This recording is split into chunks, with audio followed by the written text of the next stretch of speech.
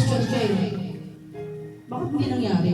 Kasi plano ko lang yun, hindi naman plano na Lord yun. Kaya hindi natupad. So, ang mga, di ba, ganun naman tayo minsan eh. Eagerness tayo na kailangan, ganito ka lang ganyan, ganyan. Tapos at the end, wala naman nangyari, wala nagawa. Kasi, hindi naman talaga dapat yung mangyari. So, huwag tayong, dapat manalangin tayo ng tuloy-tuloy.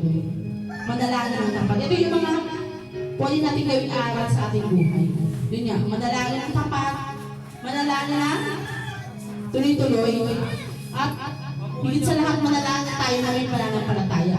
Marami kasi nanalangin gano'n parang lumalabas lang sa ilong, sa bibig, pero hindi naman talaga nakakulit kay Lord. Yung masabi na, pray naman ako lang. Nag-pray nga ako kanina, sabi ko, salamat Lord sa pagkain, gano'n lang. So kailangan natin tayo eh. Yun nga, tapat, tas tuloy-tuloy, and then kasama, syempre pag nanalangin tayo, may pananampalataya. And then, panatilihin natin ang pananalangin. Umaga, tanghali. Yan yung pinaka-specific, di ba? Kahit naman dati tinuturo sa school. Sabi, pag-ising sa umaga, pagtanghalian, at saka bago matulog. Pero dapat hindi gano'n. Dapat every minute, pag nang papasok sa ito, ay thank you Lord. Thank you Lord ka lang eh. Lord, ingatan mo ka sa paghakbang.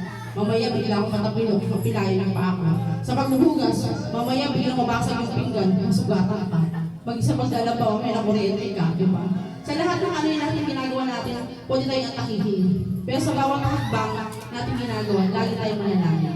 Kahit simple, Lord, ingatan mo ko sa manalangin. Lord, sa pagluluto mo, huwag ako mapasok. Kahit magluluto tayo, pero sa isip natin, yung mga ganong bagay. Dapat masanay tayong ganon. Kasi alam mo pag nasanay tayong ganon, kahit ang gano'ng hirap sa mundo, kahit anong wala sa'yo, anong mga kakulangan, hindi mo mapapansin yun. Magiging masaya ka yun. Magiging kontento ka sa lahat. Wala ka nang hinahanap, wala ka nang hinanais, wala ka nang hindi, wala ka nang gusto ko ng ganyan, wala ka nang ganyan. So, sabi sa 1 Thessalonians 5:17, manalangin kayo, walang pagod. So, doon na natapos sa aking consultation kasi may prayer pa tayo.